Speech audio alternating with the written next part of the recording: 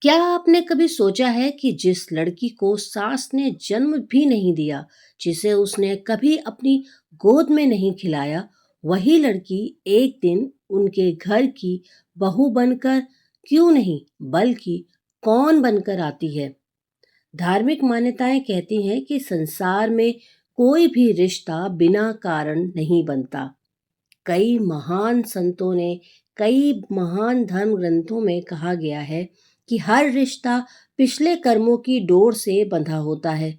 इसलिए बहू केवल एक लड़की नहीं होती, वह कभी आपके पिछले जन्म की अधूरी भावना बनकर आती है, कभी बेटी का रूप लेकर आती है, कभी सास के धैर्य को परीक्षा बनकर आती है, कभी उसके अपनेपन का सहारा बनकर आती है, तो कभी उसके बुरे स्वभाव, बुरे कर्मों को जो उसने पहले किए, उसका फल देने के लिए ही आती है। जिसे हम बहू समझ रहे हो सकता है कि वो भगवान ने उसे तुम्हारे जीवन में किसी विशेष उद्देश्य से भेजा हो। कभी वह सेवा करने आती है, कभी प्रेम सिखाने आती है, कभी आपके अहंकार को तोड़ने आती है, और कभी घर को आपके जोड़ने और संवारने आती है। सोचिए, एक माँ अपने बेटे को वर्षों तक पालती है, फिर एक दिन भगवान एक नई बेटी उसके घर भेजते हैं। यदि सास उसे बेटी मान ले और बहू उसे माँ मान ले, तो वही घर तीर्थ बन जाता है। लेकिन अगर वही सास बहू को आते ही बहू समझने लग जाए, तो वही बहू थोड़े वक्त के बाद सास को वृद्धा आश्रम तक छोड़ आने की ताकत रखती है। कुछ संबंध पुराने कर्मों और अधूरे प्रेम से भी जुड़े हुए होते हैं, इसलिए कई बार पहली मुलाकात में ही अपनापन महसूस होता है, और कभी-कभी बिना कारण ही भेदभाव हो जाते हैं। मन इतना एक दूसरे से खट्टा हो जाता है कि एक दूसरे को देखने तक का दिल नहीं करता। रिश्ते तो मिल जाते हैं, पर उन्हें निभाना मनुष्य के ही हाथ में होता है।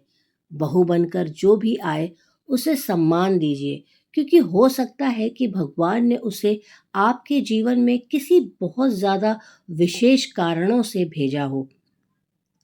बहू केवल बहू बनकर नहीं आती, वह कभी बेटी बनकर आती है, कभी कर्मों का फल बनकर आती है, कभी भगवान की परीक्षा बनकर आती है, और कभी घर की लक्ष्मी बनकर आती है। आप जैसा अनुभव करेंगी अपनी बहू के लिए, वैसा ही वो आचरण करेगी आपके साथ। क्यों नहीं आप अपनी बहू को बेटी बना लें?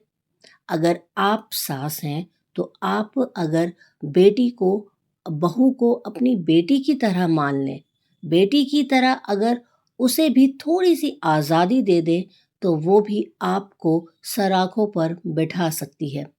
लेकिन अगर आपने उसके पैरों में बेड़ियां डाली, उसके कदमों में कांटे बिछाए, तो बदले में बहू भी चंडिका का रूप लेकर आपको वृद्धा आश्रम का दरवाज़ा दिखा देगी।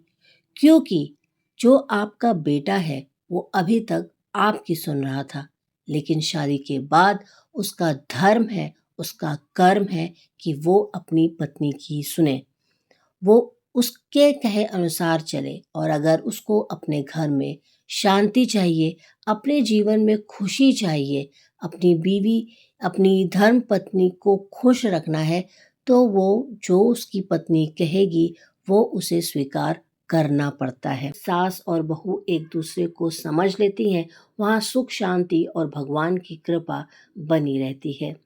राधे राधे। वीडियो पसंद आई हो तो लाइक कर देना, चैनल को सब्सक्राइब कर देना।